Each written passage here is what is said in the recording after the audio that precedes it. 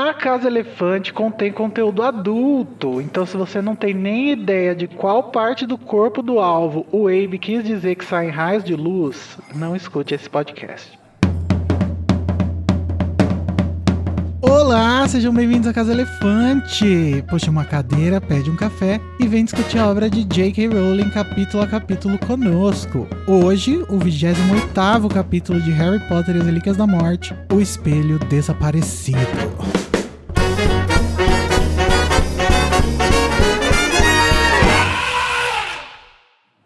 Galera, nossos episódios sempre levam em consideração tudo que já aconteceu em todas as obras do mundo bruxo que já foram publicadas, inclusive e, especialmente hoje, os filmes de Animais Fantásticos. Então, se você não sabe que a J.K. Rowling se aproveitou de muita coisa desse capítulo para escrever a série de filmes, vai lá ler e assistir tudo e depois você volta aqui. Eu sou o Igor Moreto e do meu cu sai a luz que iluminará todos os caminhos. E eu estou aqui com o Tamiris Garcia, que contempla o meu cu com um ar de meiguice apática. Por quê, Tamiris? Por que você tem essa reação? Eu sou um doguinho.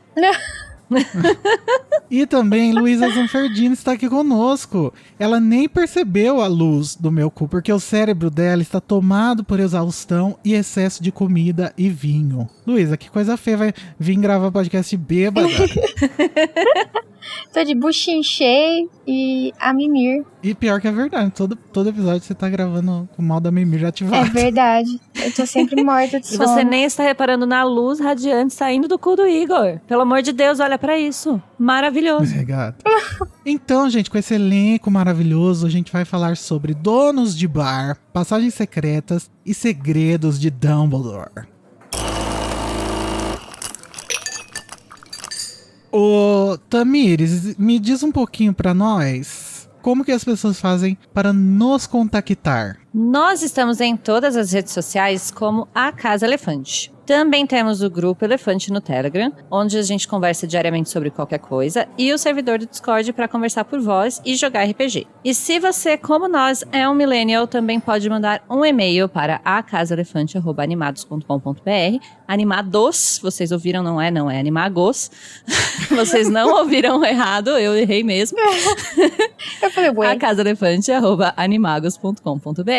E você pode nos apoiar também, apoiar o Animagos e o projeto A Casa Elefante, que está quase no seu final, e você pode se tornar nosso patrão. Se você não puder também, divulga a casa, divulga os vídeos, manda comentários, sininhos, e a gente vai ficar feliz. Pix ou biscoitos, e a gente vai gostar. Sininhos. E na descrição do episódio tem todos os links pra isso aí que a Tami falou, beleza? Aproveita que tá cheio. Últimas chances pra apoiar a Casa Elefante, hein? Pra pagar esse serviço maravilhoso de entretenimento que a gente entrega pra você há 5 anos. 5 anos, gente. Isso é muito Tô tempo, passada. né?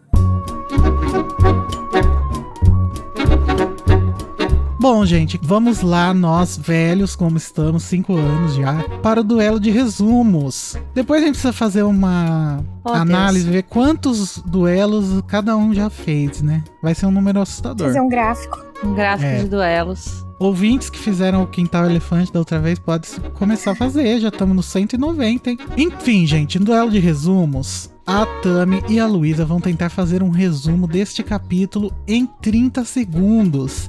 E quem ganhar vai poder escolher por onde a gente vai começar a discussão desse episódio. Em primeiro lugar, vamos jogar um dado para ver quem vai ter o direito de escolher quem vai fazer o resumo primeiro. Luísa, você quer par ou ímpar? Eu quero ir. Então a Tami vai ser par. E deu ímpar!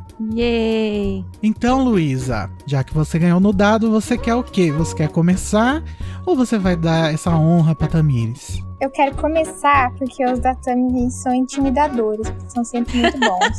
Então eu já... Isso é verdade. Exato, quero me livrar. Ok, eu serei eternamente grata. Então tá, Luísa Zanferdini, você vai tentar fazer um resumo de 30 segundos do capítulo O Espelho Desaparecido. Em 3, 2, 1, já! O trio aparata em Hogsmeade, aí dispara o alarme, aí começam atrás dos três, aí eles tentam aparatar pra ir embora, não dá certo, aí o Aberforth vê o viado do Harry, chama eles pra dentro, aí eles entram, meu Deus, quem fez esse velho? Aí eles descobrem que é o Aberforth, ele mostra o espelho, conta a história, fala da guerra, fala mal do Dumbledore, o Harry fica puto. Aí a Ariana é a única entrada pra Hogwarts.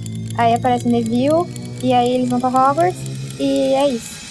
Meu Deus. E acabou! Nossa! Eu estou passada, chocada. Sabe por que isso acontece? Porque a Luísa vem participando dos últimos 2 episódios, então ela tá calibrada, sabe? Apesar de eu não ter memórias de ter participado, porque aparentemente eu só adoro. Mas é assim que funciona. Nosso corpo calibra e nossa mente esquece. Mas a sua memória do capítulo tá ótima, porque tá, vamos lá. Vamos ver o da Tami. Força Brasil! Porque agora chegou a hora. Tamires Garcia, você vai matar a saudade do público tentando fazer um resumo de 30 segundos do capítulo O Espelho Desaparecido em 3, 2, 1, já! Bom, eles chegam, eles aparatam em Hogwarts e aí dispara um alarme, que eu não sei o que é um alarme, como que é assim um alarme? E aí aparece um monte de comensal e aí eles falam, bom, o que a gente vai fazer? Vamos embora e não dá pra ir embora mais. E aí eles não sabem fazer, eles vão. E aí aparece o cara do cabeça de javali. E eles falam, gente, o boy ali, vamos ali. E aí ele fala, conta uma história e fala, não, é porque agora é meu bode, não era um viado. E aí, quem que pensa que um bode é um viado? E aí eles entram e o Aberforth faz tipo, vem aqui, Harry. E ele começa a contar, né? Aí ele começa a falar, não, então minha vida, minha história. E eles escolhem o E interior. acabou! Né? Descobriram. O meu bode. Olha, eu tentei detalhar mais a parte ali que é da fofoca, sabe? Mas eu vou concordar que a Luísa lembrou, que eu não lembro do resto muito bem. É que o Muitos seu tem um fator detalhes. engraçado. Tem uma coisa que acontece quando o capítulo é curto como esse, que a gente não consegue fazer o resumo, porque ele é curto. O que, Sim, é, exato. o que é um paradoxo, né? É porque ele é curto, mas ele tem muita informação. Então, aí você se pega nas coisinhas que aconteceram e aí acaba o tempo. É porque você tenta não deixar o seu resumo muito curto, porque o capítulo já é curto. Só que aí você vai enfiando coisa, a hora que você vê, acabou o tempo. Exato. Sou contra o Bom, tempo. é muito difícil pra mim não dar vitória pra Tamires, porque é muito entretenimento. Gostoso, né, a gente escutar. Compreensível. Porém, seria muita injustiça, né, porque a Luísa terminou exatamente nos 30 segundos e conseguiu passar todas as informações. Então é isso, parabéns, Luísa. Eu acho que é sobre isso. Obrigada. Parabéns, Luísa. Mas eu ainda vou defender que a parte mais legal é a da fofoca ali, que eu nem cheguei, né? Mas enfim. É. Eu podia ter feito um resumo não linear e começado pela fofoca. Daí ia ser show. Resumo não linear. É um conceito a gente trabalhar, hein? O Code que começou com Desconstruído. isso. Bem, como que é aquelas putinhas aborteiras. Bom, Viu? vamos lá. O que é isso?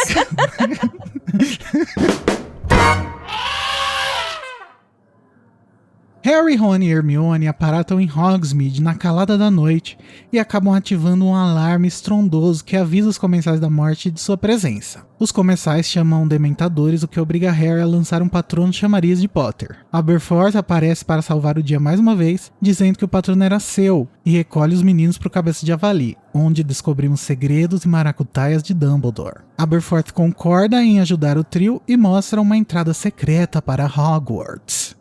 Gata, muito difícil falar esse nome, Aberforth, né? Então, a partir de agora vai ser Abby. Abby. Ô, Luísa, você que é a nossa ganhadora do duelo, gostaria de que a nossa discussão começasse por quais dos 2 tópicos que nós temos? Eu vou... Me desculpe, Igor, mas eu vou começar não pelo começo. Roteiro não linear. Tá, pelo final. Não pelo final, mas pelo meio. Tá. Da questão de que, assim, os comensais chamam os dementadores, né? Que chegam em bando, assim, procurando uma alminha pra sugar. E aí eu fiquei me perguntando, se eles sugassem a alma do Harry, seria um exorcismo, tirando a alminha do Voldemort que tá dentro dele? Ou eles iam sugar as duas, ou só a do Harry? O que será que ia acontecer? É uma pergunta codística, confesso. Mas... Eu acho que o Vitinho falou isso, né, quando a gente tava lendo o capítulo. É. Mas, gente, eu acho que isso seria uma ótima saída pra J.K. Rowling, assim, se caso ela tivesse travada e não conseguisse pensar numa forma de terminar a série, ou quisesse fazer uma outra forma, porque tem muita gente que critica, né, a forma como termina, né, a parte de que, a alma morreu, mas o Harry não, por causa da vala que ele dava, e é muito confuso, não sei o quê. Então, assim seria uma forma mais fácil de entender, né, os dementadores chuparam o Voldemort de dentro do Harry. Chupar a alma errada. Sim. É. Ou acerta. Mas eu não concordo que é ruim, não. Eu gosto, mas eu concordo que é complexo. E hoje em dia as pessoas não têm cabeça pra essas coisas, né? Mais a geração Z. Eu acho que seria válido. Não, eu não acho que é ruim, mas é complexo de entender, sim. E justamente, se o Harry em algum momento tivesse tido, então, um beijo do Dementador, ficaria confuso. Teria que ser especificado, né? Porque os Dementadores sentem que tem mais de uma alma neles, será? Será que é por isso que ele sente mais? Nossa, é verdade. Eu acho que eles vão atrás do Harry direto, certeza. Pode ser, hein? Faz sentido. Porque já teve muitas dicas que tem a ver exatamente com a Horcrux, né? O fato de os Dementadores afetarem ele. Mas justamente são duas almas, então os Dementadores sentem em dobro e acho que, entendeu? Focam nele. Sim. Faz muito sentido. Virou meu headcanon agora. Não sei. Mas eu não sei também se eles teriam a capacidade, né, de sugar exatamente. Só se eles, tipo, beijassem a cicatriz dele. Tipo, só esse pedacinho.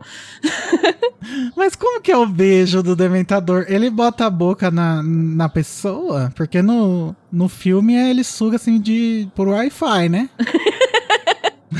Será que tem como ele peneirar uma das almas? Falar, não, vou pegar só essa aqui. Não, eu lembro da descrição do Dementador, quando ele levanta o capuz, que no lugar onde seria a boca é como se fosse um furo, né? Assim, uma boca de aspirador. Ah, mas é descrito assim no livro? Eu não lembro disso. É tipo um buraco. Eu lembro que é um buraco no lugar da boca, e aí eu sempre visualizei desse jeito, como se fosse um aspirador. Não sei se é canônico isso. Quando eu li pela primeira vez, eu imaginava que ele tirava o capuz e tinha uma bocona, assim, sabe? Do estilo do Rolling Stones, assim. Eu imaginava algo tipo os bichos da Roda do Tempo, não sei se vocês assistiram. Que eles são basicamente um rosto que ele é inteiro uma boca, com uns dentão, assim. É. Não. Mas eu acho que o do filme é bem feito até. Ah, eu imagino que eles meio que não têm rosto e só meio que um buraco que parece um aspirador. É por isso que eu visualizo que então se eles fossem pegar só a Horcrux, por exemplo, aí teria que, não sei, localizar, porque daí então são 2 pedaços de alma que tem. Então você precisa separar. Não sei. A gente não sabe o que é a alma, né? No Harry Potter. Elas teriam que ser heterogêneas, né? Tipo, não se misturarem, pra ele conseguir chupar uma só. Precisa de muito estudo. Mas eu acho que não se misturam. Até o princípio de o Harry não morrer no final é de que são 2 almas diferentes. E o fato de... A dica que sempre me ocorreu é porque o Harry sempre sente dor na cicatriz. Então, vamos pensar magicamente mesmo, estaria relacionado com a cicatriz a prisão da alma dele, assim, como se fosse relacionado ao objeto mágico que é o Horcrux, sabe? Como se a cicatriz prendesse a alma ali no Harry. Sim, até porque quando acaba o livro, fala que a cicatriz nunca mais doeu, né? Uhum. O que é mentira, porque no Criança Amaldiçoada volta a doer. Criança Amaldiçoada nem é canon. É uma cicatriz com queloide. Que horror, imagina uma queloide na testa. Tristeza. Eu sempre imaginei a cicatriz como uma queloide. Não, como assim, amiga? Assim, saltadinha, sabe? Até o filme eu imaginava ela saltadinha. Não, mas a queloide, ela não para de crescer, não é? Não para. Ela só fica assim, a pele pra fora, não? Ouvintes que entendem de queloide. Que eu saiba, a queloide vira um pão de queijo ali onde ela nasceu. Que horror. Tá, então acho que eu não conheço a palavra certa. Bom, mas tá, vamos falar sobre o capítulo, porque a gente ainda não falou sobre o capítulo, né? Depois que chega aos Dementadores, o Harry acha por bem conjurar o seu patrono, que ninguém jamais sabe o que é, então não vai... Não, o Harry, essa parte tem que defender o menino Harry, que tem uma cambada de Dementadores vindo e ele falou, não me importa as consequências, não queremos nenhum aqui perder a alma, vou ter que conjurar um patrono. Ele como fala, verbaliza que é isso. Sim. Ele escolheu o menor mal. Sim, eu tô sendo cínico. Tô só defendendo o Harry do seu cinismo, que nessa ele até justifica. Ele nem sempre justifica. Essa ele justificou. É verdade. Mas enfim, ele faz isso, né? Que é assim, pode haver pessoas que acham que é uma atitude burra. Eu acho que o Aberforth acredita nisso também, o Abe. Uhum. E sim, aí os comensais reconhecem, né, o patrono dele e ficam ouriçados. Ai meu Deus, é ele mesmo. Chegou a hora que a gente tava esperando. Mas, de repente, psiu, alguém aparece. Acho que acabou até dando certo, né? Porque além de dispersar os Dementadores, ele avisou ajudantes de que ele tava ali. Foi tipo, gente, socorro, preciso de ajuda. Então, realmente a capa de proteção do protagonista estava em ação ali. E assim, levando em consideração que o sol acabou de se pôr, né? Lá onde eles estavam. Então deve ser cedo ainda, né? As luzes do Três Vassouras estão acesas e tal. Então o Aberforth provavelmente estava ali, fechando o bar, sei lá. Varrendo a calçada. E disparou o alarme, né? Ele deve ter ido pra janela olhar o que estava acontecendo. Mas eu não consigo entender que é alarme. Eles falam do toque de recolher, mas o que é? É uma sirene? Fica fazendo um barulho? Eu não consigo entender essa cena direito. Eu acho que é um som mágico, né? Que não precisa sair de lugar nenhum. Mas é tipo um sensor de movimento. Alguma coisa se movimentou e... Eu acho que é um sensor de aparatação. Não pode ser. Se bem que o Aberforth fala que botou o gato pra fora. Se fosse um negócio de aparatação, eles não iam cair no negócio do gato. Exato. É verdade. Mas se bem que eles são comensais, né? Então, assim. Mas é porque eles aparatam lá e depois eles não conseguem mais desaparatar. Não faz sentido ter a ver com aparatação. Eu acho que é. O alarme pode ser que, então, crie um feitiço anti-aparatação imediatamente? Eu acho que é isso. Ou eles próprios criaram ali na hora, né? Na hora que saíram correndo. Tchau, tchau, tchau. Botar vários feitiços. Eu duvido um pouco da inteligência dos comensais, assim. Acho que já tava preparado tudo, sabe? Tanto que, assim, é uma tentativa burra, mas válida, querendo ou não, que eles tentam conjurar a capa do Harry, né? Eles falam, que o capa, mas a capa obviamente não sai do lugar. Eu ia falar que é uma tentativa burra, mas assim, eles não sabem que capa é essa, né? Então tem esse pano a ser passado. Eles devem ter um manual de informações sobre Harry Potter. O patrono dele é um viado. Ele anda com uma capa. Ele fica invisível com uma capa. Daí eles têm os protocolos todos deles na hora, né? Sim. Seu feitiço de assinatura é um Expelliarmus. E a questão dessa capa da invisibilidade é exatamente que ela é diferente porque ela é uma relíquia da morte, né? Eles falam que uma capa normal é um tecido com feitiço de invisibilidade, um feitiço de desilusão, né? Uhum. Então, qualquer outra capa seria conjurável. Aliás, seria hackeável, como fala? Conjuratorável. Eles não sabem que é a capa, né? Eles sabem que é uma capa. Uhum. Então, ainda é válido, é uma tentativa válida, né? Mas, gente, eu acho que ela não é conjurada porque ela tem um feitiço anti-conjuração. Não acho que é porque ela realmente é da morte, não. E essa história tá dando o que falar, hein? As pessoas acham que realmente a morte existe. Não, eu não sei se eu diria que ela é da morte, mas eu acho que é uma capa feita com uma magia, assim, desconhecida. Diferenciada. Sim, a gente conversou um pouco sobre serem relíquias, serem artefatos mágicos muito antigos, com uma magia muito antiga, e são especiais de fato, mas eu não acredito que seja da morte mesmo. Só falei relíquias da morte nesse sentido de mencionar esses 3 artefatos que são diferentes dos artefatos. Assim, seria diferente de uma capa normal que o Harry teria comprado nas Oncos, sabe? Sim, é que tá dando o que falar. Na leitura do capítulo, teve gente que achou que isso daí era uma confirmação de que é uma capa da morte. Mas não, gente, pelo amor, não Eu é. acho que não, mas, entendeu? Nunca se sabe. Mas e aí, Tami? O barman que vem salvar eles é quem? Então, aí o barman do Cabeça de Javali aparece. Eu já dei do spoiler no meu resumo, porque pra mim é muito relacionado à informação, né? Mas eu acho interessante, porque eles vão no Cabeça de Javali uma vez, depois eles não vão muito, mas eles conhecem ele, né? De vista, né? É o nosso mozão. E aí, eles não reconhecem ele até eles realmente entrarem na casa. E aí o Harry olha nos olhos, vê aquele olhar penetrante. E aí ele fala, nossa, você é o Aberforth. Como se fosse a coisa mais óbvia do mundo. Eu acho tão interessante porque, assim, pode ser que... de novo, a gente sempre fica no limbo, né?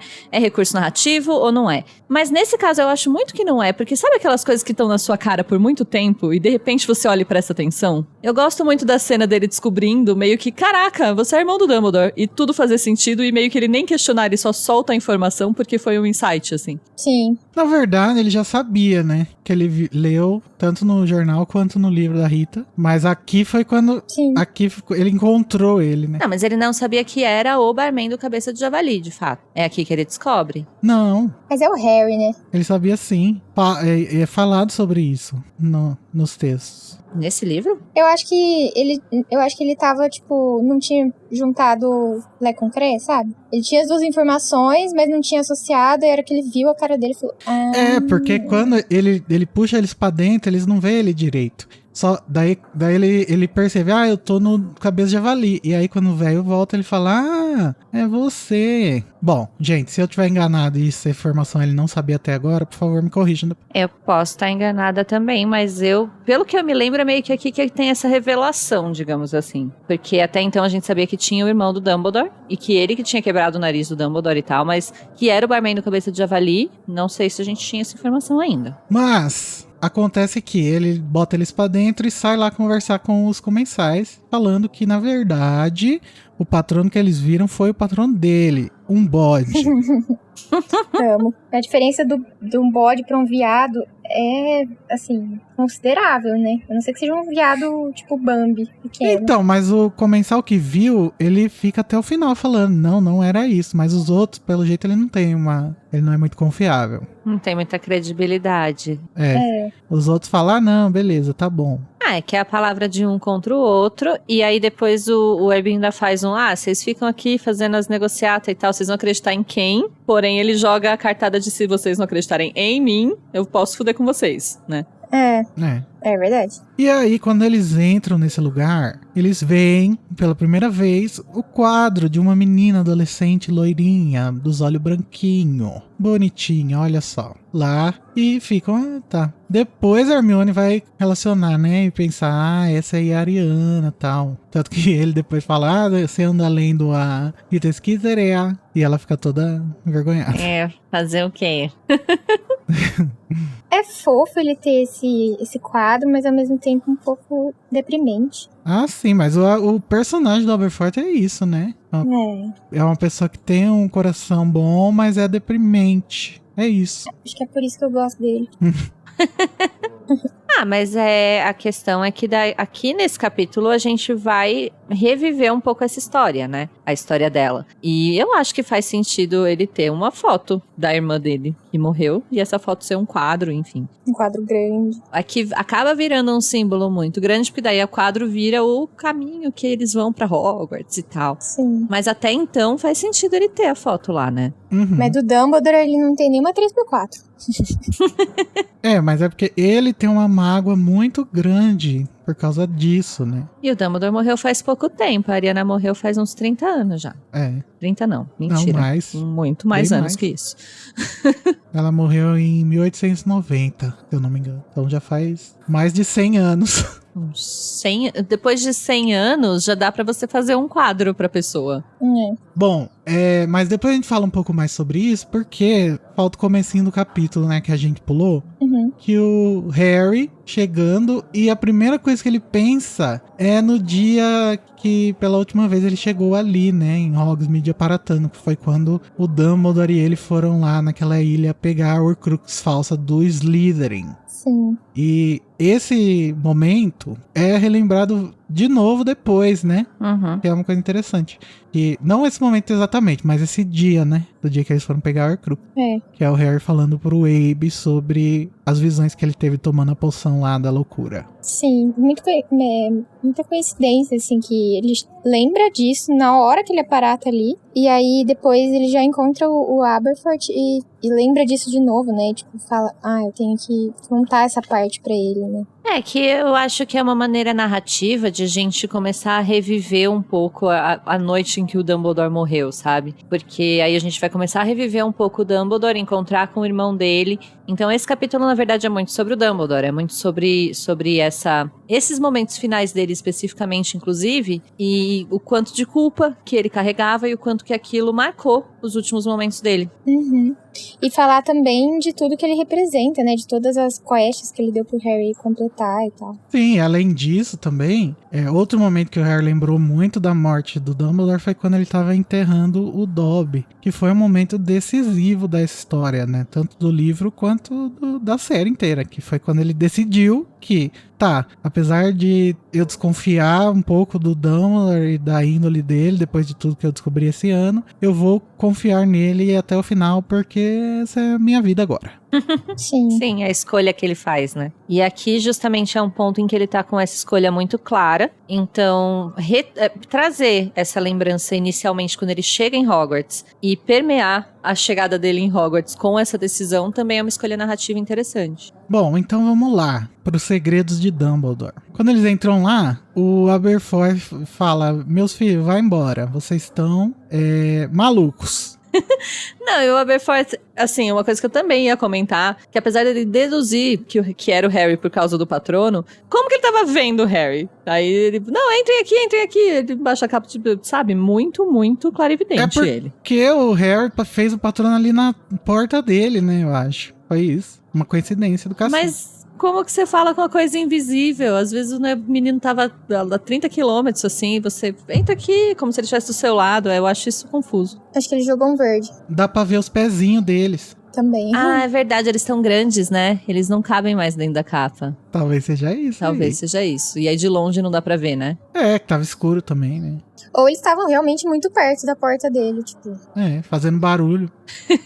Barulho, talvez pelo som. O som dos pezinhos. Ele viu a varinha. Não sei. Mas aí ele revela que o Hagrid está escondido nas montanhas, numa caverna, que provavelmente é a mesma que o Sirius se escondia, né? Durante o Cálice de Fogo. Uhum. E junto com o Groupe, coitado. É engraçado, porque quando eu li o Cálice e falou que o Sirius estava numa caverna, eu achei que era tipo um buraquinho, assim, tipo um buraquinho pequeno pra caber um cachorro.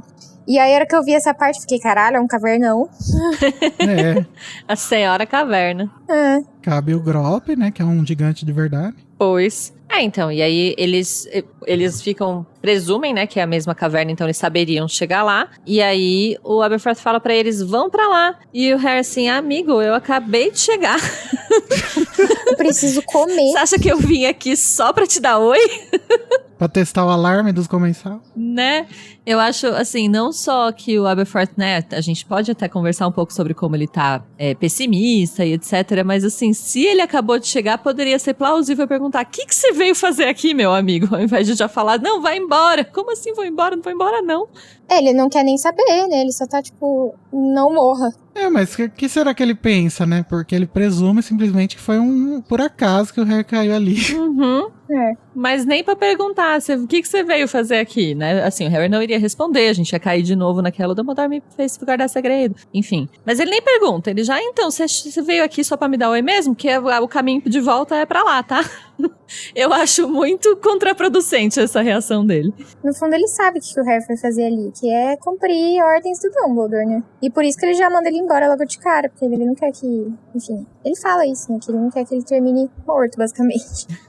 Será que o Dumbledore não chegou a falar nada pra ele? Talvez ele saiba já. Se ele não sabe, ele imagina, né? Não tem esse negócio, né? Dele perguntar o que eles estão fazendo e o Harry falar que não pode falar. Ou não tem? Tem. Não, ele já direto expulsa eles mesmo. Pela lógica, ele já sabe, né?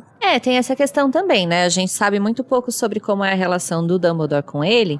E talvez pra ele o Dumbledore revele muito mais coisas do que a gente sabe, né? Sim. Uhum. Então, talvez ele não saiba necessariamente das Horcruxes, mas ele sabe tanto que ele tava monitorando o Harry pelo espelho. Ele sabe que o Harry tava numa missão. É verdade. Será que não dá, né? Pra escutar no espelho? Ou dá? Eu acho que dá, porque o Harry, ele pede socorro quando eles estão na mansão dos Malfoy e o Aberforth manda o Dobby. É verdade. Ele pede ajuda e o Abe responde assim, né? Talvez tenha leitura labial também. É isso que eu ia falar, ele fez leitura labial. Você vê o menino com uma cara de desesperado e você fala, bom, mas acho que o Harry fala onde ele tá, né? Ele fala. Ele fala, eu tô na mansão dos Malfoy. Eu acho que deve estar pra ouvir, sim, então. Ah, então ele escutou muita coisa, já sabe de tudo, meu amor. Ele só tava com o áudio dele mutado mesmo. Bom, e aí o Harry começa a justificar a ida dele pra Hogwarts pra convencer o Abe a dar uma ajudinha. E o Abe utiliza esse momento pra começar a soltar todo o veneno que ele tinha. E coitado, né? Ele deve ter passado tanto tempo aí guardando um monte de mágoa. E aí já passou, já morreu faz tempo o Dumbledore, o alvo, né? Então agora pode falar. E aí, assim, querendo ou não, né? Eu tô aqui brincando que ele nem pergunta pra eles nada, mas assim, ele tá monitorando o Harry a pedido do Dumbledore ainda também, né? Então ele também tá cumprindo uma missão pós-morte do irmão. Então ele tá com esse ressentimento guardado aí. Tô aqui tendo que salvar sua vida o ano inteiro. Você tá fazendo o que aqui, garoto? Vai embora. Dificultando meu trabalho. Mas o Harry meio que joga isso na cara dele, né? Você também tá na Ordem da Fênix, né? Não sei o que. Daí ele fala, não, a Ordem da Fênix. Então, é um pouco nesse ponto, é que eu queria só ressaltar esse outro ponto. Você também tá na Ordem da Fênix, mas essa missão de monitorar o Harry pelo espelho desaparecido, nosso nome do capítulo, é uma missão que o Dumbledore deu pra ele, provavelmente sem explicar exatamente por quê. Aham. Confiando no trauma do Abe de que ele tinha que cuidar do próprio filho. Aí não conseguiu, e o Alvo foi meio que responsável pela morte do moleque, né? Então, sei lá, talvez tentando se redimir.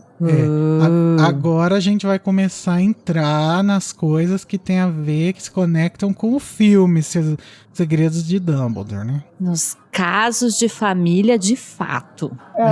Bom, em primeiro lugar, o Aberforth tem um ranço também do Eliphas Dodge. Doguinho. Tadinho de doguinho. Eu acho que o Abe é meio homofóbico, ele não gosta do Eliphas nem do Grindelwald. Faz sentido? Ou o Alvo que tem dedo podre. O Dumbledore no filme fala que o Abe era contra o relacionamento dele. Poderia ser por causa de fascismo, mas também poderia ser por homofobia, né? Nunca saberemos. E ele chama o Eliphas de velho babão e que achava que o sol irradiava de todos os orifícios do alvo, né? Orifícios, leia-se. Do cu, né? É isso que ele queria falar. Porque a J.K. Rowling queria escrever, não deixaram. J.K. Rowling é muito britânica pra isso. Outra coisa, né, que eu pensei. Aqui no livro fica bem fechadinho, né? Como se todo esse rancor que ele tem do Dumbledore fosse só pela questão da Ariana. E faz sentido porque quando eles perguntam, ele já começa a desabafar sobre isso, né? Ele não fala tipo, tem muitas coisas, mas tem isso aqui que aconteceu. Não, ele é como se a única coisa fosse a Ariana. E aí no filme que a gente adiciona muito mais coisas e cria questionamentos que precisam ser resolvidos aí nos próximos Animais Fantásticos. Por favor, alguém faz alguma coisa. Sim, por favor. Alguém faz alguma coisa é a definição. Mas uma coisa que eu acho... Eu já comentei, acho que aqui no podcast, mas eu vou comentar de novo, que eu gosto muito... Quer dizer, eu não sei se eu gosto muito, na verdade, do quanto que a J.K. Rowling se aprofunda na história da família Dumbledore aqui, nesse livro, né, todo. E, assim, eu fico com a impressão de que ela se aprofundou e ela criou muita coisa e ela queria contar essa história e por isso que a gente tem a franquia de Animais Fantásticos, porque essa era uma história que ela queria contar. Então, entram algumas nuances quando a gente assiste, principalmente esse último, né, Os Segredos de Dumbledore, que a gente não fazia ideia. Em que momento que ele começa a despejar um monte de coisa, por que não mencionar? E o meu filho, blá, blá, blá, blá, blá, não mencionou. Ele não tinha muito tempo, né? E também tem o fato de que no filme eles cortaram muito, né? Então, talvez ela tenha pensado, e agora vamos fazer outros filmes? Então, os outros filmes vai ser 5 filmes contando a história que eles cortaram. É só pra eles aprender a não cortar mais nada. Sim, mas o que eu quero dizer é que realmente dá a entender que essa história aqui era muito maior do que parece, né? Mas a coisa do filho, não sei, podia estar um pouquinho mais, sabe? É que aí ele nem explica que a Ariana era um obscuro. Então, se ele não fala nem isso, aí pra depois de falar que tinha o Credence, não sei o que, ele não tinha muito tempo. A intenção dele ali, principalmente quando a Hermione pergunta se o ranço que o Abe tem do Dumbledore tem a ver com a irmã deles, ele fala, bingo, é a pergunta que eu queria ter escutado, porque ele pode despejar em cima deles todos os motivos pelos quais eles não devem continuar fazendo o que o Dumbledore falou, né? Tipo, os motivos pelos quais eles têm que ir embora dali e evitar morrer. Abandonar a missão. Que daí no fim das contas, de todos os problemas que aconteceram, eu acho que esse é o que ele mais recente. Eu acho que é como se fosse não é estopim, como que fala quando é ponto alto, alguma coisa assim? Acho que é isso, né? O ápice. Clímax, ápice, isso. O ápice das decisões que o Dumbledore vinha tomando que eram ruins. Depois disso, ele foi tentando remendar as coisas, né? Na verdade, eu acho que a Ariana foi a primeira decepção que o Abe teve. Assim, foi uma confirmação, né? Porque ele já tinha, aparentemente, aí, de acordo com essa história que ele conta, ele já tinha meio ranço do Dumbledore ser meio ausente na criação da menina. E aí acontece tudo isso, já confirmou todo o viés dele de que o Dumbledore era um egoísta, safado. E aí depois, tá bom, digamos que ele deu uma amenizada, assim, tudo bem, entendi, ele tava apaixonado, tava querendo dar o cu. Aí com o tempo, ele ficou em paz com essa história. E aí, com os acontecimentos que envolvem o Credence, aí sim ele falou, não, esse desgraçado aí não tem resolução não. Gota d'água. E assim que eu interpreto agora, né, com os segredos de Dumbledore. Na verdade, então, o que eu tava tentando explicar é que eu acho que é um pouco o contrário. Quando a Ariana morre, é meio que o ponto alto deles se separarem. E a história do Credence meio que vai juntando eles um pouco de novo, sabe? Porque o Dumbledore justamente tá tentando remendar os erros dele. O Aberforth ainda não tá pronto pra perdoar o Dumbledore. Mas o Dumbledore tá tentando, sabe? Então vai acontecer alguma coisa muito pior, muito mais... sei lá, que magoa muito mais ele depois ainda, então, nos filmes que não vão existir. Eu acho que o que aconteceu foi que, assim, realmente, no filme, o que dá a entender é que quando a Ariana morreu, eles meio que se distanciaram bastante. Aí eles começam a se reaproximar com a questão do Credence e tal. O Dumbledore promete que vai tentar ajudar a salvar o Credence. E nisso o Abe perdoa, né? Ele dá mais uma chance e confia no Dumbledore. E aí eu acho que quando essa confiança é quebrada de novo, quando ele não consegue, aí acabou, sabe? Tipo, acabou de vez. Que aí a situação toda também é um pouco diferente, você entende? A Ariana meio que morre supostamente a negligência do Dumbledore. E aí, Sim. Por isso que pra mim é um clímax negativo dele. E o Credence, né, ele não conseguiu salvar o Credence, ele tentando salvar o Credence, não tá negligenciando a situação mais. Mas a gente não sabe, né? Se isso vai acontecer de fato, né? A gente vai saber, volta ao Warner. Ai, que é só a gente que tá pedindo isso, infelizmente. Eu acho muito triste que a sociedade não queira saber o que aconteceu. Nossa, eu acho muito triste que as pessoas estão mais animadas com uma série de reboot do que com isso, que é, tipo, muito mais interessante. Desculpa, gente, mas eu não acho que é hora de fazer reboot.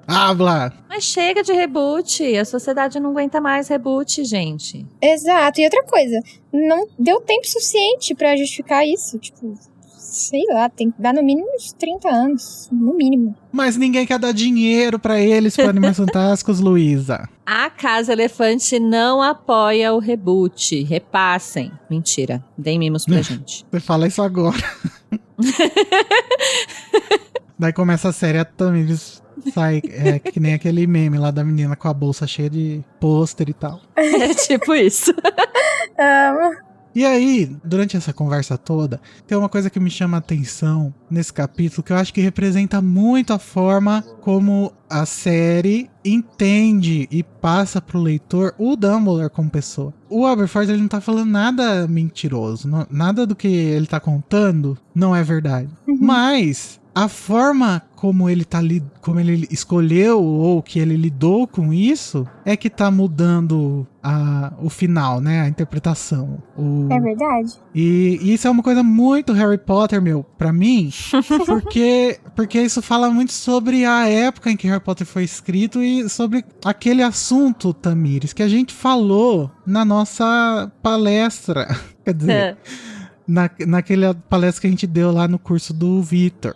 Que é essa coisa humana que tem na interpretação da realidade. Com esses personagens, do Severo, do Dumbledore. Exato. E acho que só dos dois, assim, que é mais importante, né? Os outros têm coisinhas menores, mas os dois é o que a J.K. tava com. São os que são mais cinzas, né? Que tem mais particularidades.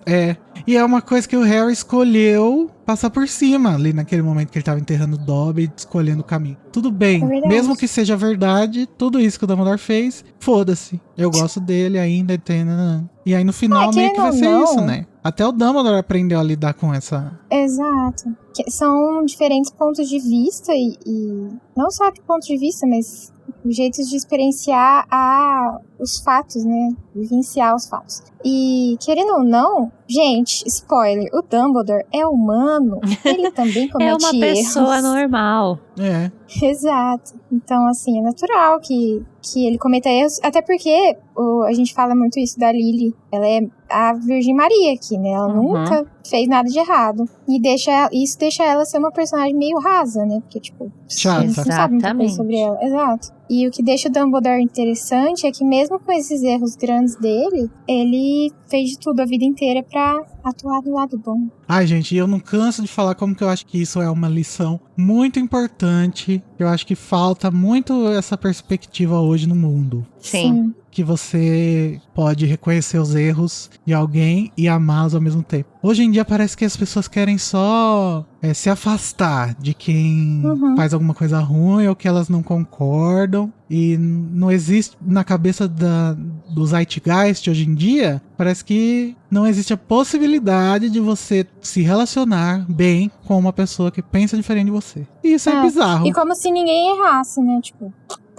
Não é necessariamente uma pessoa que pensa diferente de você, porque eu acho que dá pra gente realmente se afastar de pessoas que pensam muito diferente da gente por muitos motivos. Eu acho que tem mais a ver com o fato de que a gente perceber as pessoas como pessoas inteiras, né? E que essas pessoas, elas vão ao longo da vida construindo quem elas são. Então, o Harry, ele aqui nesse ponto, né? E eu acho que, por isso que eu falei, é muito interessante, porque parece que a Rowling realmente ela se dedica nesse livro a humanizar o Dumbledore mesmo. Então, não é assim que ele é verdade. ele era um mentor, ele era um pai, ele era um monte de figuras pro Harry que vocês podem nomear como quiserem, mas o ponto é que ele nunca foi de fato uma pessoa pro Harry. Ele passa a ser aqui. Então, assim, um homem, um cara que tinha uma irmã, que tinha um irmão, que teve um relacionamento, que errou, que acertou. Ele passa a ser uma pessoa pro Harry aqui. E aí, quando ele passa a ser uma pessoa, o Harry fala, tá bom, então eu ainda gosto dessa pessoa. Ela tendo feito o que quer que ela tenha feito. E ela repete isso em Animais Fantásticos, né? Ela quer fazer isso de novo, ela quer transformar ele num homem de novo. E assim, se não tiverem mais filmes, eu tô satisfeito com esse final, porque, gente, o final é tão humanizante do Dumbledore, olhando as pessoas normais se divertindo no casamento, não sei o quê, e ele tendo que... Meio que se sentindo diferente, se sentindo culpado, quebrado, enfim. Nossa, o final daquele filme é tão lindo, meu Deus do céu. Sim.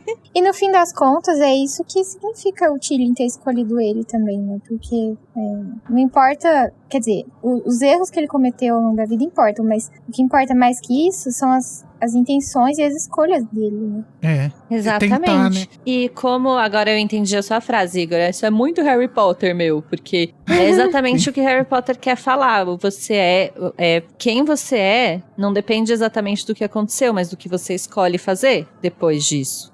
Né? Então, a partir daqui, você cagou com um monte de coisa. Você vai escolher continuar cagando ou você vai escolher remendar as suas merda? Gente, se eu não me engano... E o Dumbledore passou a vida inteira fazendo essa escolha, né? Eu vou até procurar aqui, mas se eu não me engano, tem uma coisa no próximo capítulo, quando ele tá lá conversando com a armada de Dumbledore que sobrou, né? E tem alguma coisa parecida com isso. Só um minutinho que eu vou procurar aqui. Eu sei que o Sirius fala isso pro Harry um pouco antes dele morrer. Eu não lembro se ele fala isso no livro também, mas eu imagino que sim. Que, tipo, todos têm luz e trevas dentro de si, mas o que importa mesmo é o lado do qual você escolhe lutar. Sim, essa é a única coisa boa que o Sirius falou na vida dele. Igor, eu não peguei a sua transição de chegar a esse ponto de ódio do meu mozão. Não, é brincadeira, eu tô surtando, porque fazendo o Danilo aqui, o papel do Danilo. Ok, eu perdi a transição de chegar assim a esse nível de rejeição. Tadinho do neném. Fez nada pra ninguém, fez só um bulizinho basiquinho. Eu não odeio ninguém, eu sou rowlinista. Minha religião. Eu odeio todos igualmente. Nossa, será que eu viajei total nisso? Talvez seja no filme, então. O que é, amiga? Ver se eu consigo te ajudar. Aqui, ó, é o que o Newt fala, que a Lali falou. Ele fala, a Lali falou uma coisa mais cedo. Sobre como todos nós somos imperfeitos, mas mesmo que a gente tenha cometido erros e feito coisas horríveis, a gente pode tentar fazer a coisa certa, e isso é o que importa, a tentativa. Ai, gente, perfeito. Nossa, eu me sinto até menos burra nas coisas que eu já fiz na minha vida. Gente, porque é isso, gente. A gente vai estar sempre sujeito a fazer um monte de merda. O ponto é o quanto você está tentando não fazer. Tem gente que não tá tentando, tá só fazendo merda mesmo, sabe? E na verdade não é, assim, tentando fazer o bem. Por mais que o bem pra você não seja o mesmo que pra mim, o fato de você estar tentando fazer o bem já é o suficiente. Mas é isso, daí abre muitas brechas pra gente entrar em muitas discussões aí bizarras, né? Tudo bem. Sim. Olha, pensando assim, é até surpreendente que as pessoas tenham achado que o Dumbledore era hétero. Porque é impossível um cara hétero pensar desse jeito. Ixi, a Tamiris é hétero, cuidado. Olha aí, só, ô, pessoas Luísa. hétero às vezes têm alguma profundidade, tá? É raro, mas acontece. Sim, pessoas, mas homens héteros é mais difícil. Vamos Um combinar. homem branco, europeu. É, complicado, né? É, gato. É pra compensar o quão machista eu fui no último episódio. Oxe, não lembro, o que você falou? Ai, também não lembro, mas eu lembro que eu tava meio red pill. Eu tenho esses lapsos de personalidade. Meu Deus. Mas todo mundo comete erros. É verdade. Afinal, Gente, perdoem Esse é a o lema do Luísa pelo que ela não episódio. sabe o que faz. Ah, não, eu tava meio hétero porque eu não entendi a piada da A Neca. neca, é verdade. Você acredita, Tamiris, que a Luísa não sabe o que é uma neca? Eu não sei o que Agora é eu uma sei. neca. O que é uma neca? Ô, louco, gente, é sério isso? Tá vendo?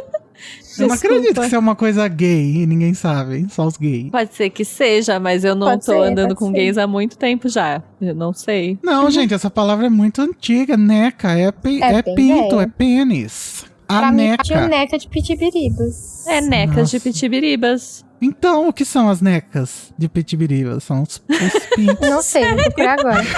São os pintos de pitibiribas? Não, gente, infância não tem nada a ver com acabou. essa frase. Não tem nada a ver com essa frase. A neca é o... Ai, gente, pelo amor de Deus, agora o povo vai ter que comentar. Gente, você conhecia a palavra neca, que faz referência a pênis, no mundo LGBTQIA+, ou não? Aparentemente pode se falar de uma planta ereta. Então, Olha aí. pode ser daí que veio. Olha lá, é científico o argumento, galera. É, gata. Ok. Eu não conhecia também, não. Desculpa por ser hétero. Bom, vamos pra história que o Aberforth conta, pra gente relembrar e ir comentando no decorrer dela. Ele começa assim. Quando a minha irmã fez 6 anos de idade, ela foi atacada fisicamente por 3 garotos trouxas. Eles a viram produzindo feitiços quando a espionavam pela sebe que cercava o quintal. Ela era pequena, não tinha controle sobre a magia, nessa idade nenhum bruxo tem. Imagino que o que viram os tenha apavorado. Eles se espremeram pela sebe e quando ela não soube lhes mostrar o truque, exageraram ao tentar impedir a monstrinha de repeti-lo. E aí, gente, vamos entrar aqui no assunto alerta de gatilho. Tem gente que interpreta isso aí como se esses meninos tivessem abusado sexualmente dela. Vocês acham que tem espaço para essa interpretação? Porque eu não acho, eu acho viagem. Espaço tem, mas eu sempre entendi que eles só, bateram muito nela. Então, é que quando a gente pensa em violência contra a mulher, é muito natural que as pessoas vão pra esse lugar. E eu, Zinha, que nunca passei por isso, tenho dificuldades, honestamente, de entender como se daria, sabe? Então, eu não consigo pensar numa pessoa que já passou por isso se ela não tem um gatilho na hora que ela lê uma coisa dessa, sabe? Ah, sim, verdade. E o ponto é um pouco esse, porque assim, de todo jeito, vários meninos batendo numa menina já é um negócio estranho. Então, muita Sim. gente já automaticamente pensa nessa hipótese, assim. Se eles estavam batendo, se eles estavam agredindo ela de alguma forma, por que não? Eu nunca realmente tinha parado pra pensar, até eu ler outras pessoas falando que poderia ter sido abuso sexual aí. Mas eu não acho também descartável. E naquele âmbito que a gente sempre fala, assim, talvez não esteja no texto, mas uma pessoa lendo, que então, como eu falei, tem esse imaginário de homens agredindo uma menina, podem realmente pensar nisso quando estão lendo, sabe? É, sei lá. A gente precisa, eu acho que se a gente soubesse a idade desses garotos, talvez desse pra conjecturar mais. Pois é, e pensando nessa idade, só, por exemplo, imagina que eles tiram a roupa dela, deixam ela pelada. Já configura abuso sexual se você pensar na idade deles, entende? Uhum. Então, não acho que dá pra descartar. Como eu disse, eu pessoalmente nunca tive essa leitura por conta própria. Mas eu não descartaria. É, e na verdade não existe, né, o que realmente aconteceu. Porque no texto não tá claro, então se você interpreta assim, tá tudo bem, pode ser, é válido. Mas eu acho que é isso, assim, é meio que quando você lê a cena, a forma que é descrita é muito sutil também, né? Exageraram como? Eles bateram nela, a gente não dá pra saber nem se ela foi agredida de fato, às vezes eles ficaram muito tempo fazendo bullying mesmo com ela, sabe? Eu interpretava assim, que era, sei lá, que eles ficaram fazendo ela de palhaça ali, uma criança, né? Ah, eu acho que pro Abe ter... O pai do Dumbledore ter ido lá e matado eles, atacado, né? Não, acho que ele não sei lá, mata, ele só ataca. Mas eu acho que pra chegar a esse ponto dele ir atacar os meninos, tipo assim, cagar pra toda a moral bruxa e foda-se tudo, eu acho que eles, no mínimo, bateram nela. Tipo, muito. Pois é, mas aí de toda forma ainda me questiono por quê, e o Abe ainda todo traumatizado, que tem o quadro da menina, que tem a memória dela num pedestal, falar desse jeito tão sutil, entende? E é meio estranho essa frase aqui, Destruíram né? a minha irmã, poderia ter sido, entende? Eu acho significativo que a descrição seja tão sutil, o que pode realmente indicar que não teve agressão, que não teve agressão física, porque senão ele falaria. Ou só estavam poupando as pessoas de ficarem sabendo detalhes. Viu, mas essa frase aqui é meio estranha, né? Eles se espremeram pela Seb quando ela não soube lhes mostrar o truque, então inicialmente eles queriam que ela fizesse. Uhum. Exageraram ao tentar impedir ela de repeti-lo. Daí eles começaram a querer impedir ela de fazer. Não faz sentido, J.K. Rowling. Não faz muito sentido mesmo, não. E eu acho que o impedir tá aí justamente para que a gente pegue a pista da formação de um obscurial, né? É você tentar impedir a magia dentro de você de sair. Mas, né, assim, eles queriam ver de novo, mas aí... É confuso. A descrição dessa cena é muito confusa. E em inglês não mas ajuda, porque eu li em inglês, né? Porque poderia ser um erro de tradução. O que eu interpreto é que, tipo assim, um dos meninos viu e contou pros outros, por exemplo, sei lá. Ou eles viram e não acreditaram, que viram e falaram, faz aí de novo. Uhum. E a hora que ela fez, eles ficaram com muito medo, tipo, porra, que é isso? E aí começaram a bater nela, ou sei lá, ela tentou mostrar e aí se descontrolou um pouco e acabou, tipo, atacando ele de alguma forma, sei lá, eles ficaram assustados, de alguma forma, e tentaram suprimir essa magia dela ali, na hora. Acho que o fato deles impedirem ela de fazer não necessariamente seja isso que tenha feito ela virar um obscuro. Mas exatamente, porque o processo de se tornar um obscuro é justamente você ir reprimindo a magia com o tempo, né? Eu acho que foi o trauma mesmo, disso que fez ela não querer mais fazer magia, mesmo, sei lá, inconscientemente. Sim. É justamente isso, é inconsciente o desejo de você não querer ser bruxo mais, e a magia ainda tá lá, então aí ela explode pra fora de você, e aí começa com, provavelmente, eu presumo, né, meu radicano, começa com pequenos eventos, com pequenas coisas, e depois de um tempo a pessoa vai reprimindo cada vez mais e fica cada vez mais forte. Sim. Mas continuando, ele continua. O que eles fizeram destruiu a Ariana. Ela nunca mais voltou ao normal. Aí chegou, destruiu, lembrava que tinha destruição em algum momento. Não queria usar a magia, mas tampouco conseguia se livrar dela. O seu poder voltou-se para dentro e a enlouqueceu, e rompia dela quando não conseguia controlá-lo, e por vezes ela se tornava estranha e perigosa. Mas a maior parte do tempo era meiga, assustada e inofensiva. Essa é uma descrição perfeita do Obscuros, né? Tanto que quando saiu Animais Fantásticos, eu percebi na hora que ele tava descrevendo lá o Obscuros no filme, que se encaixava com a situação da Ariana. Eu não percebi na hora, porque eu não lembrava, mas sim, faz todo sentido. E aí depois eu fui atrás, justamente por isso que eu lembro dessa cena muito bem. Porque eu li e reli esse trecho 1 milhão de vezes, na época que o filme saiu. E ainda assim é uma descrição estranha, né? Porque daí ele não conta muito pro Harry o que é um obscuro. E isso é interessante. Mas eu acho que ele não sabe. Eu tenho essa impressão, que ele não sabe, que ninguém sabe direito o que era, e que... Mas sei lá, será alguém... que ele... Então, porque por isso que eu acho que a história toda mesmo, a Rowling foi desenvolvendo. Porque ali no contexto do filme, parece que ele já tá bem mais ciente do que o Credence é, de como que ele opera. Ali, então, aqui agora, contando pro Harry, ele já tem noção do que é, sim. Mas... até porque o Dumbledore sabia, o Newt sabia. Mas eu acho que o nome, sei lá, falar que... É que não faz sentido, assim, narrativa ele colocar essa informação aqui do nada, né? Teria que alongar muito mais essa história. Sim, esse é o ponto, mas eu não tô nem criticando. A questão é que daí ele nem fala pro Harry, então, desse fenômeno, o que é, porque talvez ele mesmo pense, vai dar muito trabalho de explicar aqui agora. Tô com um monte de babado pra poder contar. Sim. E aí, então, ele meio que explica o que aconteceu com ela, pro Harry ter uma noção do que ela tinha, qual era a doença, digamos, dela, né? Mas agora vamos sair da história um pouquinho e eu quero saber a opinião de vocês. Vocês acham provável que a Rowling já tivesse pensado nisso nessa época que ela estava escrevendo isso? Eu acho que sim. Eu acho que ela tinha uma ideia, mas ela não tinha desenvolvido tudo ainda. Eu acho que sim, eu acho que justamente aqui ao longo desse livro, a impressão que eu tenho, assim, ela como escritora começa meio que, deixa eu escrever a história do Dumbledore pra eu permear o livro com essa história. Então ela escreve separadamente. E ela fica surtada e ela gosta muito dessa história. E ela começa a escrever e ela fala, meu Deus, e aí veio, e aí tinha um filho, e aí tinha um plá, e aí ela... E não cabe nada disso em Relíquias da Morte. E aí, por isso que eu tenho, às vezes, a impressão que é um pouco fora de lugar o tanto que a história do Dumbledore aparece. Eu sempre tive essa impressão. E aí, quando sai no Mais Fantásticos, parece que esse headcanon não se formou pra mim. Que ela ficou muito, muito empolgada com essa história quando ela escrevia Relíquias. E não cabia direito contar. Então, ela, ai, gente, deixa eu contar esse pedacinho aqui. E esse outro pedacinho aqui também. Sabe? Essa é a sensação que eu tenho. Ela tinha o costume de escrever a história dos personagens e deixar guardado, né? Sim. Tanto que ela publicou da McGonagall, dos Dursley, né? Que são bem extensas e cheias de detalhes legais. Mas essa do Dumbledore, a filha da mãe, não pôs. Mas eu acho que era porque ela tava Por já isso, porque eu escrevendo... acho que ela realmente deu muita importância, gostou muito da história e ela quis contar essa história em 5 filmes. Aham, Sim. E por isso, ela vai tentar convencer a Warner a continuar. Por favor, hein? Rowling, não Vamos, custa nada. Warner. A gente, tem público, hein, Warner?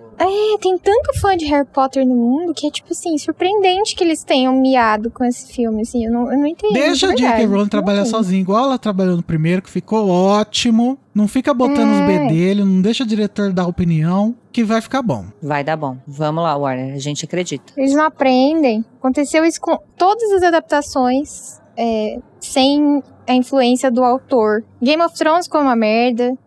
Que mais? Que eu só tenho esse exemplo no momento. Percy Jackson ficou uma merda. Harry Potter não ficou uma merda, mas assim...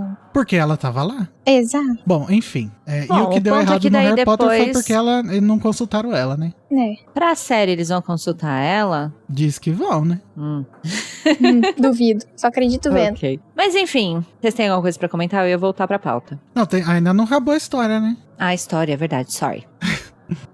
Então continua a história. O meu pai foi atrás dos filhos da mãe que tinham feito aquilo. Lacrou aquilo. Ela, muito obrigado por isso. Continua Aberforth. E os atacou. Por isso, o prenderam em Azkaban. Ele nunca se defendeu porque se o ministério soubesse da condição de Ariana, ela teria sido recolhida aos Sandmungus para o resto da vida. Seria considerado uma séria ameaça ao Estatuto Internacional de Sigilo, desequilibrada como ficara a magia explodindo de dentro dela sempre que não conseguia refreá-la. Então, aí aqui parece que ele não sabe direito o que é um obscuro, né? Porque ela seria mandada pro Sandmungus se ela fosse um obscuro? Será que tinha uma ala de obscuros? Não, mas o que dá a entender é que como se ela fosse um caso fora de controle, né? Iam ter que botar ela num lugar pra contenção, assim.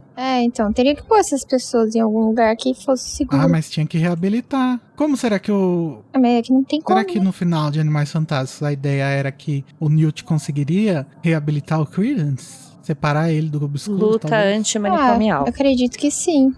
Tivemos que mantê-la salva em silêncio. Mudamos de casa e espalhamos que era doentinha. Nossa, Lia.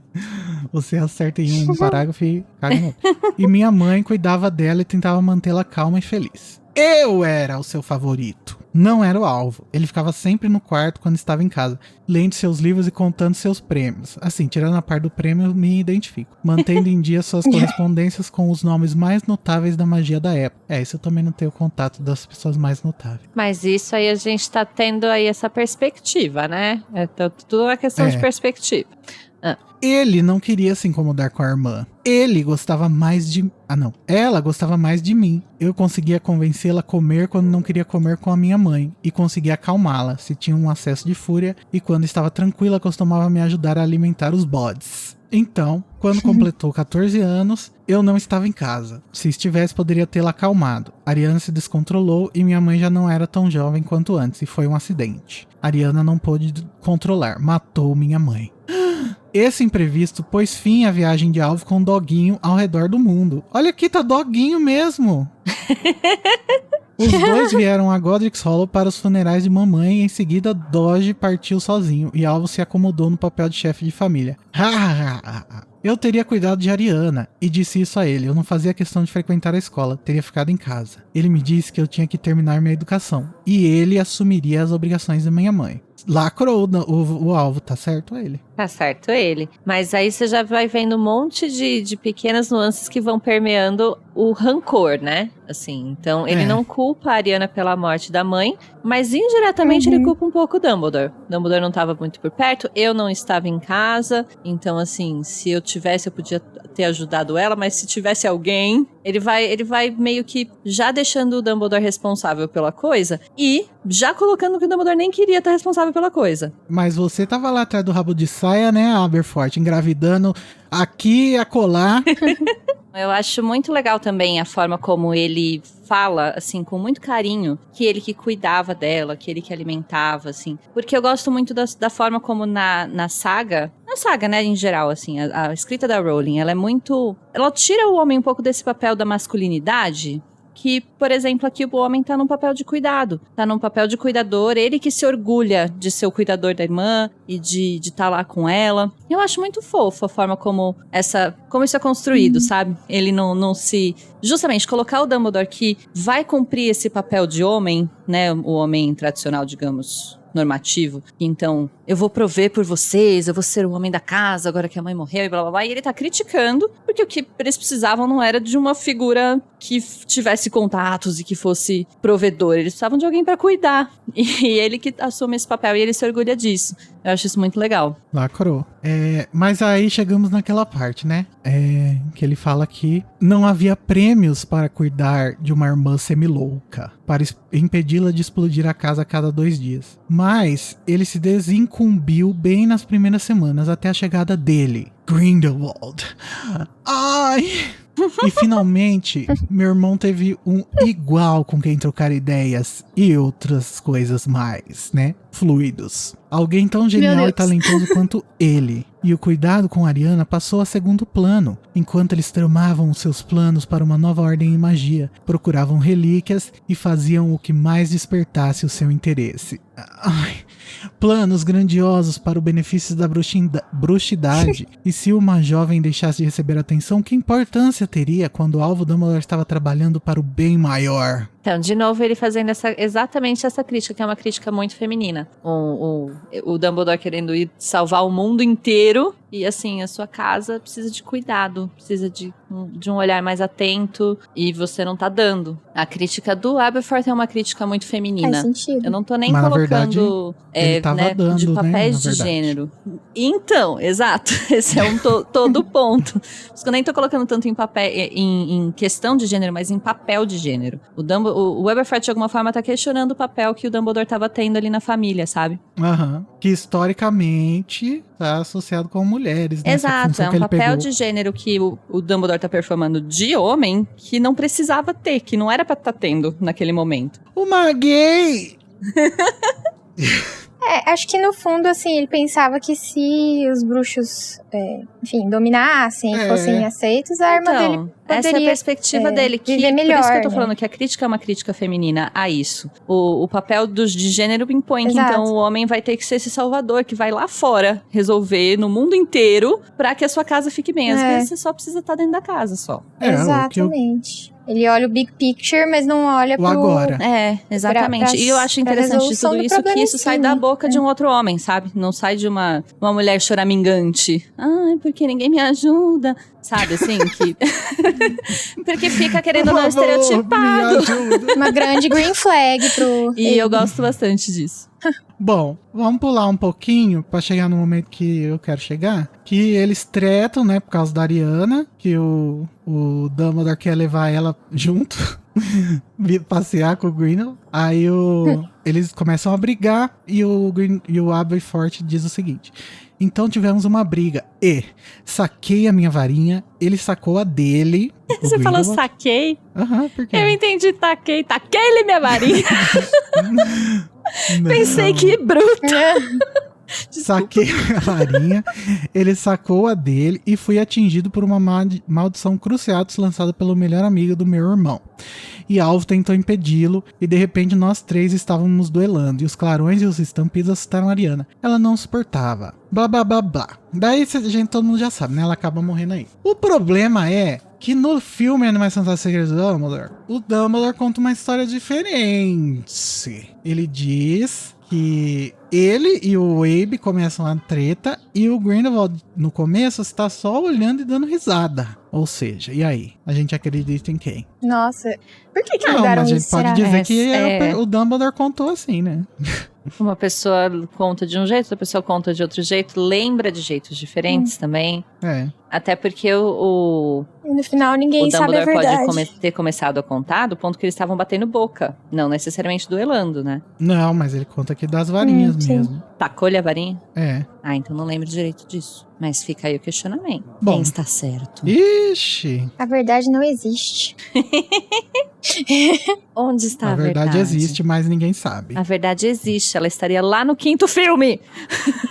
É. Onde que tá? Sim. Porque daí a gente ia ver essa cena em flashback, tenho certeza. Queria. E aí, acontece a hora que o Harry decide falar que não, foda-se, ele pode ter matado meio mundo, eu já decidi. Que é quando ele conta pro Aberforth que o Dumbledore, quando estava lá quase morrendo, tomando um negócio, ele pediu ajuda para não, pedindo para alguém não machucar os irmãos dele. Não é exatamente isso, né? Mas pediu ajuda para não machucá-los.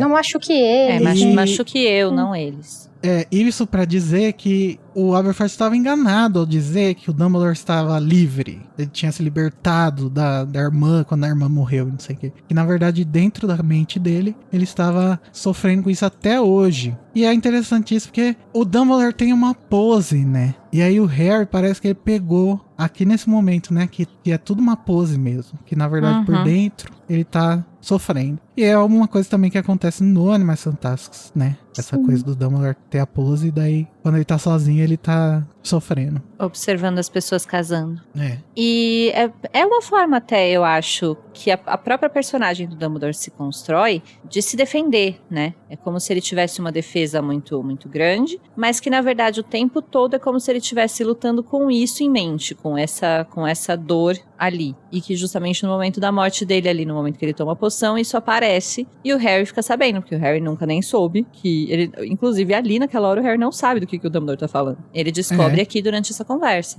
É. Sim. Bom, e aí o Harry joga na cara do Aberforth que ele se rendeu, o pessimismo dele, né, de que acabou tudo, o Voldemort ganhou, melhor você fugir pras colinas. E o Harry fala isso, e é isso que faz o Aberforth meio que jogar a toalha, né, falar, tá, você ganhou, tá bom. E aí ele fala pra Ariana ir lá buscar alguém. Então ele pede pro quadro buscar. Ele fala, você sabe o que fazer. E ela sai do quadro, mas não do jeito normal que a gente tá acostumado, né? Que é pelos lados, pela moldura. Ela sai pra trás, assim, pro fundo do quadro. Eu acho isso mó legal. Sim, é muito da hora.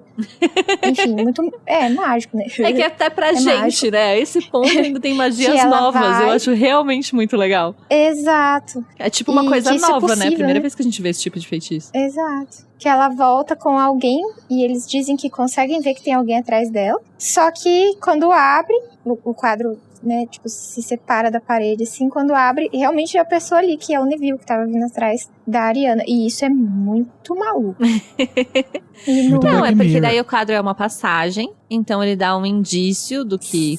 Mas assim, é. eu ainda lembro, e aí essa cena de novo, eu acho um pouco estranha, porque se é uma passagem mesmo de Hogwarts pra Hogsmeade, não dá uma meia hora andando? Eles ficaram tipo meia hora esperando ela ir, meia hora esperando ela voltar. Tipo isso. Bebendo mais vinho. Eles estavam pão e queijo. jantando, né? Ok, justo. É que então, Tirando aí, um cochilo, né, pra quem explicar sabe? meu próprio questionamento, já que vocês só aceitaram, eu acho que ela, enquanto quadro, não deve fazer o caminho completo, né? Ela deve meio que só magicamente abrir a passagem. Não, e aí, ela pra deve ele brotar vir, ele lá realmente rápido. precisa caminhar. Mas talvez Sim. ela só faça a magia de abrir e fechar Sim. a passagem quando necessário. Por isso que essa passagem não é rastreável. Incrível! Eu acho Genial. que meia hora é muita coisa. Acho que uns 10 minutos. Não, é um Tá bom. tempão que eles ficam andando, porque é longe. Eles narram que eles ficam exaustos, né? Aham. Eu acho que não só é longe, É, mas mas é uma o- subida. É que a dimensão de Hogwarts no filme é muito maior do que no livro, né? Então acho que deve ser menor. Acho que uns 10 minutos já daria pra achar que é muita coisa andando pra subir. Ixi, Maria. Eu acho que dá E pra mais. cansar, Pelo né? que eu me Sim. lembro, lá em Prisioneiro, que é quando eles fazem primeira vez a passagem pelo negócio da árvore, que ela não lembro se era meia hora, mas eles narram que eles ficam muito, muito tempo andando. Porque pensa, tem que passar pelos terrenos de Hogwarts, tem que passar pela floresta, e o povoado é do lado de fora. Então, deve dar pelo menos uns 20 minutos, eu acho. Tá, 20 minutos, ok. 20 minutos andando, vocês não acham um absurdo? Comentem. É que eu tô pensando aqui na minha realidade. Da minha casa até o centro da cidade, eu consigo chegar em 15 minutos. E é bastante coisa. É um caminho longo. Mas enfim. Tá. E mais aqui eu queria aproveitar pra falar que no episódio passado o Daniel falou: mas por que eles não aparataram na Casa dos Gritos e usaram aquela entrada? E aí, tá vendo só? Vocês querem ser espertão? Vocês têm que ler o capítulo seguinte, que lá está escrito que todas as passagens foram fechadas. E o Snape sabia dessa, né? Então. O Snape Pois sabia é. dessa e eu Ah, acho tá. que eles acabaram descobrindo essas outras ao longo dos anos, né? Porque eles não sabiam da Casa dos Gritos e não sabiam da bruxa do Um Olho Só, que é a que o Harry usa pra ir pra Sim. The Dozemel. Pra dedos de meu. Gente, mas onde que tá o mapa do Maroto? Tá com o Harry. Com o né? Harry. É. Tá, ele fica olhando a Stalker. Gina. Bem creepy. Yes, mas aí gente. eu acho que o Snape descobre essa da bruxa no olho só e a da Casa dos Gritos ele já sabia, né? Uhum. Mas é isso, né, gente? E aí chegou o Neville cabeludo, que eu também queria pontuar que nos filmes eles não lembram que as pessoas precisam cortar cabelos. Neville não conseguia Neville cortar o cabelo, gostoso. estava cabeludo. Eles têm mais com o que se preocupar, né? E, galera, ouvintes, vocês acham que a gente deixou de comentar alguma coisa? Que a gente falou alguma coisa? Nossa, que burros, meu. Mandem pra gente nossas formas de contato, que tá aí tudo na descrição do episódio, tá? Pra gente comentar no Metendo a Colher. Yes. Agora, nós vamos para aquele momento em que a gente escolhe o pior, a coisa mais triste, coisa que nos deixa deprê. No momento, Avada Kedavra!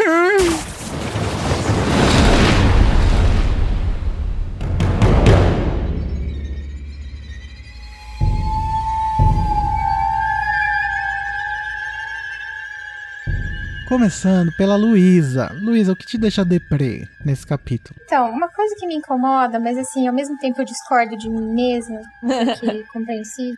Fragmentada. Exato. É que eles chegam aí e estão totalmente cobertos pelo manto da proteção do protagonista, assim. Eles chegam lá em Hogsmeade e, tipo, tudo quase dá errado, mas dá Ah lá, certo. tá querendo ser espertona. Só que assim, vamos combinar aqui um pouco antes. Codiane. Não, eu tô querendo me fragmentar, que é um pouco antes, nos capítulos, deu absolutamente tudo errado, porque eles foram sequestrados, né, entre aspas, pelos Malfoys e, enfim, Hermione torturada, tudo que a gente já falou antes. Mas, não sei, eu fico um pouco, tipo assim, conveniente, Gente, não mas é seja mesmo? qualquer obra literária, qualquer coisa que a gente pegar pra analisar com tanto escrutínio sim. quanto a gente analisa aqui, a gente vai achar essas coisas. Sim, mas eu acho que é até um Sim, pouquinho do sim. porquê que a gente faz Exato. isso, né? A E gente assim- acha essas coisas. E eu acho legal, eu gosto do processo de escrita, sabe? A gente entender um pouco de como que é o processo de escrita, ou tentar entender, é muito legal também. Sim. É que assim, eu meio que não tenho muito o que não gostar desse capítulo. Eu gosto dele no geral. Então, tipo, Sei. meio que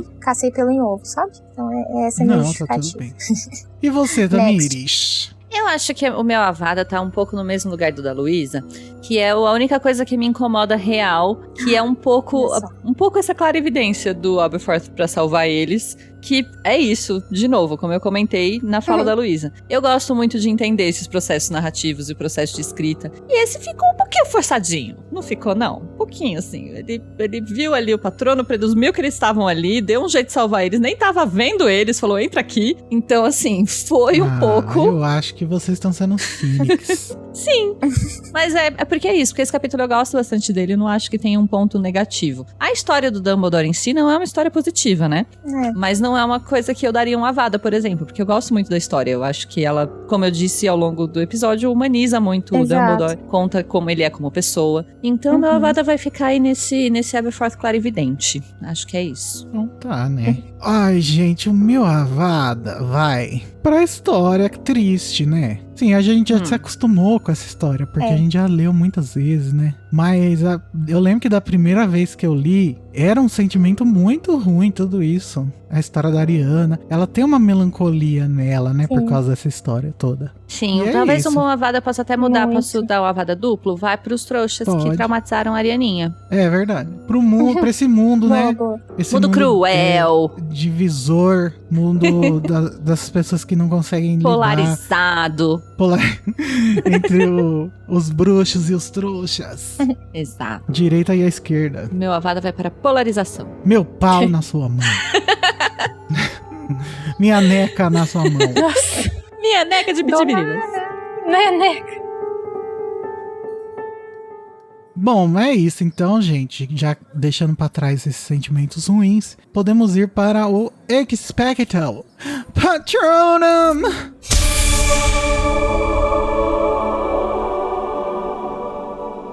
Essa gemidinha no final. Começando agora, é a Britney, com a Tami. Tami, conta um pouquinho pra gente o que é o seu patrono desse episódio. É um viado? O meu patrono, na verdade, ele é bem europeu normativo. Porque eu acho que o ponto mais legal de toda essa trajetória do capítulo é a conclusão do capítulo, que é a Ariana abrindo alas para Hogwarts. Esse momento é sempre tão gostosinho, essa coisa, como eu falei, essa magia que é nova, que eu fico ainda me questionando como que ela funciona de fato. E o Neville chegando e assim, Harry, você por aqui! Eu acho que esse é um bom capítulo, que ele tem um bom clímax. Sabe? Então meu patrono vai para a Ariana e a sua passagem secreta. Ultimamente todos os capítulos estão parecendo o capítulo que vai começar o final, né? Mas é porque né? Eles estão todos meio, vem aí! Tá vindo aí! Mas eu acho que a guerra mesmo só começa depois do próximo capítulo. Mas enfim, viajei. E você, Luísa? Então, o meu patrono é pro Aberforth, mesmo todo ranzinza e rabugento, e xingando Dumbledore, falando, Harry, vai embora, cuida da sua vida. Ele ajuda os meninos. Sabe assim, é o que Hermione fala. Ela fala assim, ele não parece um cara que desistiu da causa, porque, né, tá ajudando, fica mandando comida pras crianças lá em Hogwarts, ficou vigiando o Harry, então, assim, pro Abe, que é no novo mozão. Ele é aquele comunista velho. Esse é meu patrono. Uhum. Fala assim, eu já acreditei também na Revolução. Mas eu gosto também do personagem dele, assim. Então, eu também tinha pensado em dar o patrono pra ele, porque, sei lá, eu gosto dele, porque depois ele vai na guerra e vai lutar, e vai comandar uma galera. E aí, em Animais Fantásticos também, ele é uma pessoa muito legal, apesar dele ter abandonado o filho, né? Sim. Não, brincadeira, é a mulher que foi embora antes, né? Mas eu não sei se eu vou dar pra ele, não. Eu preciso pensar. Suspense. Eu vou dar o patrono para o filme Animais Fantásticos, Os Segredos de Dumbledore. Patrono extra-texto. É um patrono extra-texto. Por quê? Porque lá a J.K. Rowling teve coragem de fazer tudo que ela deveria ter feito aqui e não fez. Que é falar da gaysice dele e de explorar mais, né? O que a Tami acha que é demais, que não deveria ter. Eu acho que deveria ter. É isso. Não é que eu vou repetir, que eu venho falar. Eu tô enchendo seu saco. Não é que não deveria ter, é porque pra mim sempre foi muito fora de lugar. Não é assim, sabe? Parece que ela quer contar duas histórias ao mesmo tempo. São legais as duas histórias, deveria ter, mas assim, por que você tá querendo contar outra história? Como eu falei, eu gosto de pensar no processo criativo da pessoa. Eu acho que ela tava assim, gente, eu preciso contar essa história, ouve ela aqui, ó. Ouve ela aqui também, sabe? E aí você fica meio tipo, por que você tá contando isso agora, amiga? Mas é legal. Tá. É isso, então. O que vocês acham, gente? Manda nos comentários.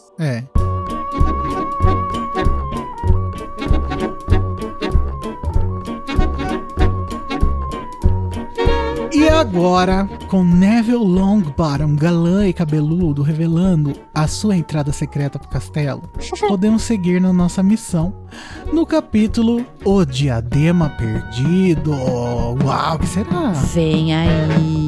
Tchau. Tchau. Tchau.